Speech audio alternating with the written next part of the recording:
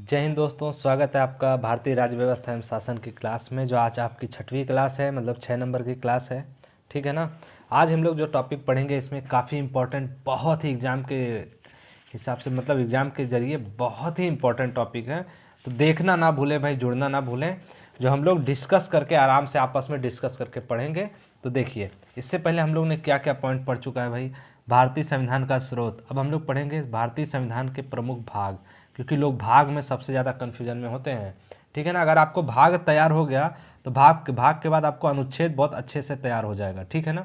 चलिए, तो 5 number part है, लेकिन आपका यह 6वीं क्लास है। ठीक है ना। कौन सी क्लास है? 6वीं क्लास है। चलिए बढ़ते हैं अपने अगले टॉपिक की तरफ, अपने अगले सवाल की तरफ।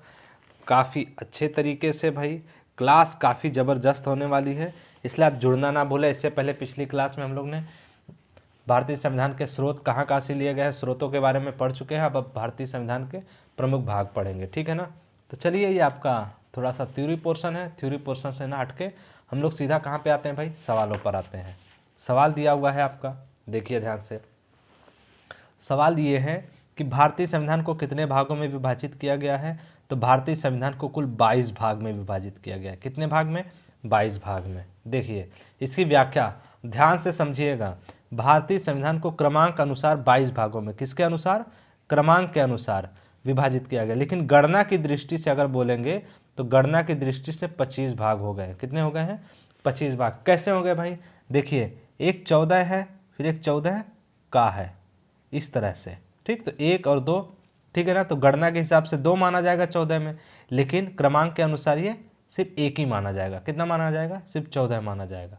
ठीक, इस हिसाब से 22 भाग है और गणना की दृष्टि से कुल 25 भाग है। ठीक है ना। तो जब भी बोलेगा कि भारतीय संविधान को कितने भागों में विभाजित किया गया है, तो 25 भाग ना लगा के आप क्या लगाएंगे? 22 भाग लगाएंगे। क्योंकि इस टाइप के सवालों को यूपी पीसीएस मेंस में, यूपी पीसीएस स्पेशल मेंस में भी 22 भाग ही माना गया है आपका। ठीक है। चलिए अब आइए अगले सवाल पर। निम्नलिखित विषयों पर विचार कीजिए तथा उन्हें क्रम के अनुसार जैसा संविधान में उल्लिखित है व्यवस्थित कीजिए। संघ तथा उसका राज्य कार्य क्षेत्र, यूनियन एंड टेरिटरी। ठीक है ना। मौलिक कर्तव्य, नागरिकता, राज्य के नीति निर्देशक तत्व। भाई संविधान में सबसे पहले क्या आता है? संघ तथा उसका कार्य क्षेत्र, पहले पहला पार्ट आएगा। ठीक, उसके बाद मौलिक कर्तव्य आता है? नहीं, उसके बाद नागरिकता आती है। क्या आती है? नागरिकता। ठीक है ना। नागरिकता जो आपके कहाँ से कहाँ तक है भाई? तो आपका है 5 से लेके 11 तक। अब उसके बाद आता है आपका नागरिकता के बाद आता है क्या? मौलिक कर्तव्य आता है? नहीं, मौलिक कर्तव्य 51 का है। 51 का से पहले राज्य के नीति निर्देशक तत्व जो 36 से लेकर 51 तक है, यानी कि आता है चौथा पॉइंट। चौथे पॉइंट के बाद आता है दूसरा पॉइंट, यानी कि 1 3 4 2। कितना? 1 3 4 2। ऑप्शन नंबर ए आपका बिल्कुल राइट हो जाएगा। ठीक, सवाल यूपी पीसीएस प्री 2022 का पूछा हुआ सवाल है। कब का? 2022 यूपी पीसीएस प्री पूछा हुआ सवाल है। आइए इसकी व्याख्या पढ़ते हैं। व्याख्या सबसे इंपॉर्टेंट है भाई, व्याख्या पर ही आपको सबसे ज्यादा ध्यान देना है। देखिए, संविधान का भाग 1 संघ और उसका राज्य क्षेत्र है, और संविधान का भाग 4A, 4A यानी कि मौलिक कर्तव्य। क्या है? 4A मौलिक कर्तव्य है। संविधान का भाग 2 है नागरिकता, भाग 4 है राज्य के नीति निर्देशक तत्व, और भाग 3 है आपका मौलिक अधिकार, भाग 2 है नागरिकता। ठीक है ना। तो विकल्प ए प्राप्त होगा। ठीक है।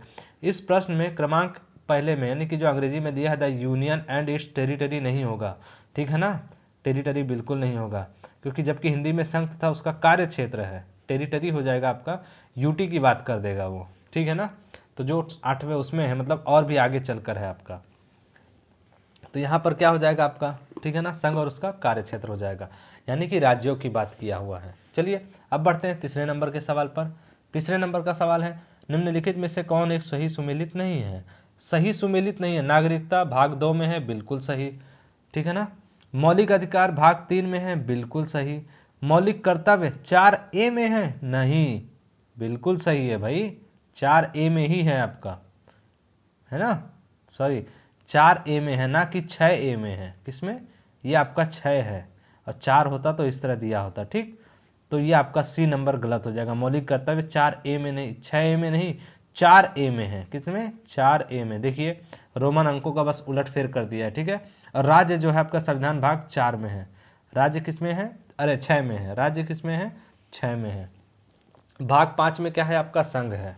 तो देखिए इसकी व्याख्या ध्यान से, मौलिक कर्तव्यों का समावेश भारतीय संविधान के भाग 4A के अंतर्गत किया गया है, अन्य तीनों युग्म सही सुमेलित है, यानी कि 4A में किया गया, इस तरह 4A लिखा जाएगा और ये लिखा हुआ 6A। चलिए बढ़ते हैं अगले सवाल पर। हमारे संविधान के किस भाग में 3 सोपानों में पंचायत बनाने की परिकल्पना की गई है? भाई पंचायतें किस में बनी हैं? 9, 11, 10 या 12? तो कहोगे सर जी 9 में। किस में? 9 में। देखिए इसकी व्याख्या, संविधान के 73वें संविधान संशोधन अधिनियम, 73वें, कौन से? 73वें, 1992 द्वारा 24 अप्रैल 1993 से अंत स्थापित संविधान के भाग 9 में 3 सोपानों में पंचायत बनाने की परिकल्पना की गई है। इस भाग में अनुच्छेद 343 ख के खंड 1 में कहा गया है कि प्रत्येक राज्य में ग्राम, मध्यवर्ती, जिला स्तर पर, ग्राम है, मध्यवर्ती और जिला स्तर पर इस भाग के उपबंधों के अनुसार पंचायतों का गठन किया जाएगा। ठीक है, तथापि इसी अनुच्छेद के खंड 2 के अनुसार, यानी कि 243 ख के खंड 2 के अनुसार मध्यवर्ती स्तर पर पंचायत का उस राज्य में गठन नहीं किया जा सकेगा जिसकी जनसंख्या 20 लाख से अधिक होगी। ठीक है ना, इसकी फालतू जानकारी थी, उतनी ज़्यादा ज़रूरत है नहीं, बस इतना देखिए रखिएगा कि जो ग्राम मतलब पंचायत है, पंचायत जो संबंधित है 73वें संविधान अधिनियम 1992 द्वारा किया गया है। ठीक है ना, 300 पानों की पंचायत बनाने की परिकल्पना, और ये भाग 9 में उल्लिखित है। किसमें? भाग 9 में। अब आइए अगले सवाल पर, भारतीय संविधान का कौन सा भाग अध्याय संघ और राज्यों के बीच विधायी संबंध के बारे में बताता है? ठीक है ना, देखिए किसके बारे में बताता है भाई? भाग और अध्याय संघ, संघ और राज्यों के बीच में, किसमें? संघ और राज्यों के बीच में विधायी संबंध, किसके बारे में? विधायी संबंध।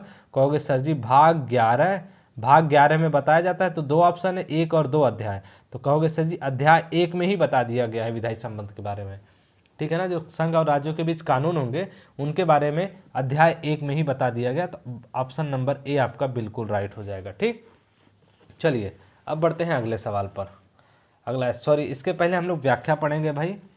ठीक है ना, 5वें सवाल का व्याख्या पढ़ेंगे हम लोग। अब व्याख्या क्या है देखिए ध्यान से, भारतीय संविधान के भाग 11 का अध्याय 1 अनुच्छेद 245 से 255 तक, कहाँ से? 245 से 255 तक सिर्फ अध्याय 1 का अनुच्छेद है ये। ठीक है ना, दिया है संघ और राज्यों के बीच विधायी संबंधों के बारे में है, जबकि इसी भाग का अध्याय 2 अनुच्छेद 256 से 263 तक प्रशासनिक संबंधों के बारे में है। विधायी संबंध अध्याय 1 में है और प्रशासनिक संबंध बोलेगा तो अध्याय 2 में होगा। ठीक है, चलिए अगले सवाल पर आते हैं। सूची 1 को सूची 2 से सुमेलित कीजिए तथा सूचियों के नीचे, यानी कि सूची को सुमेलित करना है। तो जब उपाधियों का अंत आएगा तो उपाधियों का अंत किस में दिया हुआ है भाई? मूल अधिकार में, 1 और 3 हो जाएगा। ठीक है ना, ग्राम पंचायत का संगठन होगा तो ग्राम पंचायत का संगठन राज्य के डीपीएसपी में दिया हुआ है। किस में दिया हुआ है? डीपीएसपी में दिया हुआ है। फिर 6 से 14 वर्ष तक के बालक प्रतिपाल्य के लिए शिक्षा के लिए अवसर प्रदान करना, तो ये किस में दिया हुआ है भाई? मौलिक कर्तव्य में दिया हुआ है। 6 से 14 साल के लिए किस में दिया है? मौलिक कर्तव्य, सी कर 4 हो जाएगा। इंडिया अर्थात भारत राज्यों का संघ है, तो भारत राज्यों का संघ ऑप्शन नंबर 2 जाएगा, संघ और उसका राज्य क्षेत्र में, यानी कि डी का 2, जहाँ पे डी का 2 होगा वही सही हो जाएगा। ऑप्शन नंबर बी आपका राइट हो जाएगा। ठीक, ऑप्शन नंबर बी क्या हो जाएगा? बिल्कुल राइट हो जाएगा। चलिए देखिए इसकी व्याख्या देख लीजिए भाई। उपाधियों का अंत मूल अधिकार में दिया हुआ है। ग्राम पंचायत का संगठन, ग्राम पंचायत का संगठन डीपीएसपी में है। 6 से 14 वर्ष तक को जो बच्चों के लिए शिक्षा है मौलिक कर्तव्य में दिया हुआ है। ठीक है, और इंडिया अर्थात भारत राज्यों का संघ है, संघ और उसका राज्य क्षेत्र भाग 1 में दिया हुआ है। क्लियर, चलिए अब बढ़ते हैं अगले सवाल पर। निम्नलिखित में से कौन सा एक युग्म सही सुमेलित है? सही सुमेलित है, बाकी सब गलत होगा। यानी कि संविधान का दूसरा भाग मौलिक अधिकार है? नहीं। संविधान का तीसरा भाग नागरिकता है? नहीं। संविधान का चौथा का भाग मौलिक कर्तव्य है? चौथे का बिल्कुल राइट। चौथे का भाग जो है मौलिक कर्तव्य है। जो चौथा है आपका वो डीपीएसपी है और चौथे का मौलिक कर्तव्य, तो ऑप्शन नंबर सी आपका बिल्कुल राइट हो जाएगा। आइए व्याख्या देखते हैं इसका। व्याख्या है, संविधान का दूसरा भाग नागरिकता से है, तीसरा भाग मौलिक अधिकार से है। यानी कि पहला भाग दूसरा भाग किससे है? नागरिकता से। तीसरा भाग किससे है? मौलिक अधिकार से। चौथा भाग नीति निर्देशक तत्व यानी कि डीपीएसपी से, और चौथे का भाग क्या है? मौलिक कर्तव्य से है। ठीक है ना, अब पांचवा भाग संघ से है और छठा भाग राज्य से है। चलिए अब बढ़ते हैं अगले सवाल पर। अगला सवाल है, निम्न में से सही सुमेलित नहीं है। सही सुमेलित नहीं है, गलत सुमेलित है। देखिए नागरिकता 2 से है, बिल्कुल सही। संघ और राज्य क्षेत्र भाग 7 से है, बिल्कुल नहीं, ध्यान दीजिएगा। ठीक है ना, यही आपका गलत हो जाएगा, यहीं पे हमें गलत ढूंढना है, तो ऑप्शन नंबर बी आपका राइट हो जाएगा। नगर पालिका 9A है, निर्वाचन 15 है, बिल्कुल सही, यानी कि ऑप्शन नंबर बी आपका बिल्कुल गलत हो जाएगा, रॉन्ग हो जाएगा। व्याख्या देखिए, नागरिकता जो है भाग 2 से संबंधित है, संघ राज्य क्षेत्र जो है भाग 8 से है, किससे है, भाग 8 से। नगर पालिकाएं 9A से है, निर्वाचन किससे है, 15 से है। देखिए संविधान का भाग 7 जो है क्या है, भाग 7 पहली अनुसूची के भाग खा के राज्य 7वें संविधान संशोधन अधिनियम 1956 द्वारा निरस्त कर दिया गया है, यानी कि जो भाग 7 है, कितना है, भाग 7, वो निरस्त कर दिया गया है। और जो 8वें भाग में है, किसमें, 8वें भाग में है, वो संघ एवं उसके राज्य क्षेत्र यानी कि यूटी से संबंधित है। चलिए अगले सवाल पर आते हैं।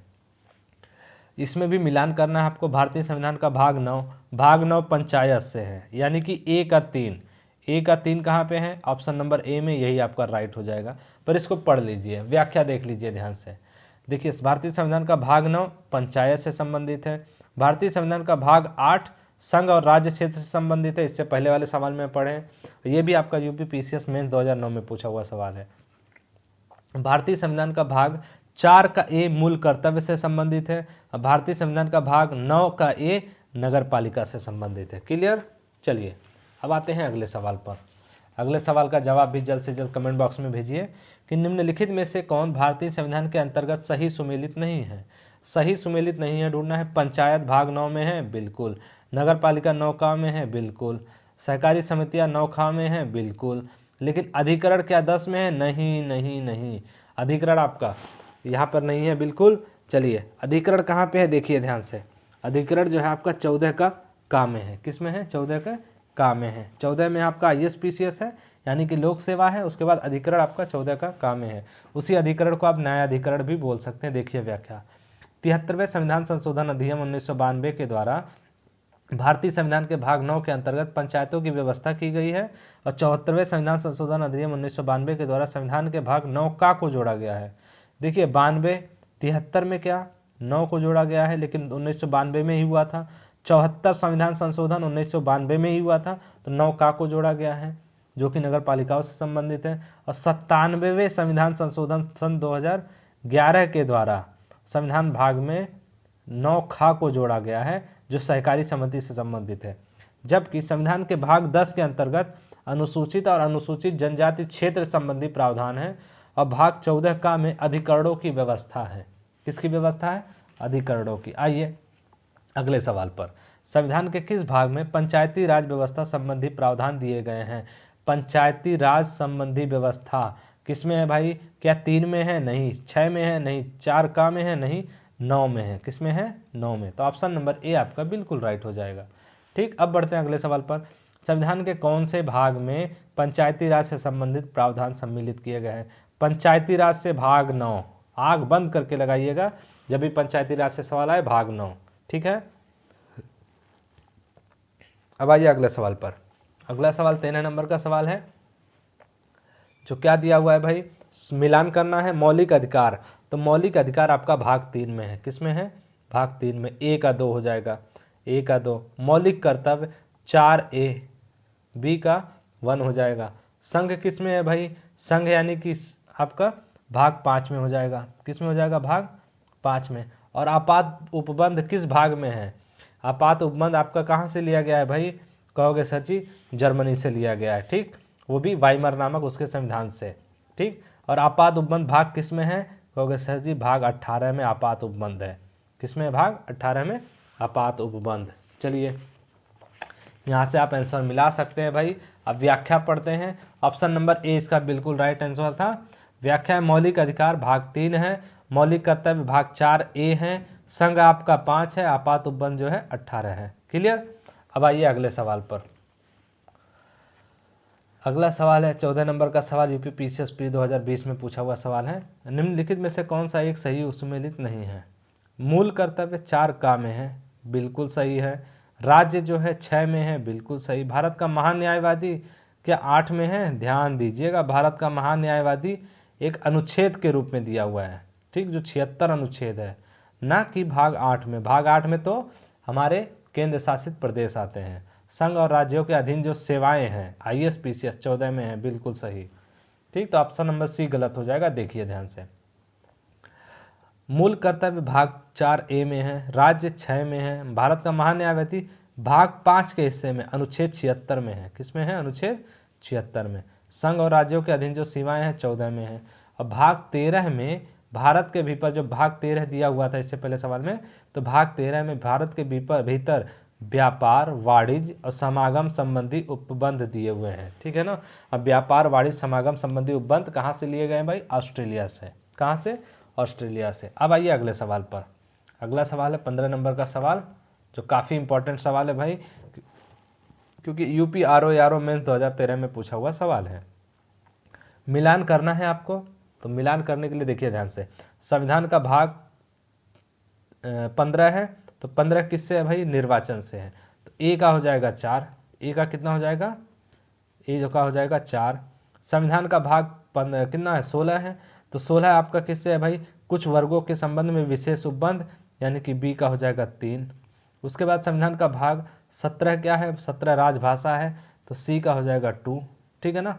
जो 17 है वो राजभाषा से है। और संविधान का भाग 18 क्या है भाई? तो कहोगे 18 सर जी आपात उपबंध। अब इससे पहले ही थोड़ी देर पहले आप सवाल लगाए, तो option number 4 3 2 1, 4 3 2 1, option number B आपका राइट हो जाएगा। ठीक। चलिए व्याख्या देखिए इसका। व्याख्या सबसे ज़्यादा इंपॉर्टेंट है। और व्याख्या में क्या क्या है आपके? संविधान 15, निर्वाचन संविधान 16, कुछ वर्गों के लिए विशेष उपबंध, कुछ वर्गों के संबंध में विशेष उपबंध किसके लिए? 16। 17 में राजभाषा, 17 में राजभाषा। 18 में क्या है? आपात उपबंध, 18 में आपात उपबंध। अब चलिए अगले सवाल पर। भारतीय संविधान का भाग 16वां, भाग 16वां अभी थोड़ी देर पहले ही पढ़े हो, कुछ वर्गों के संबंध में विशेष उपबंध।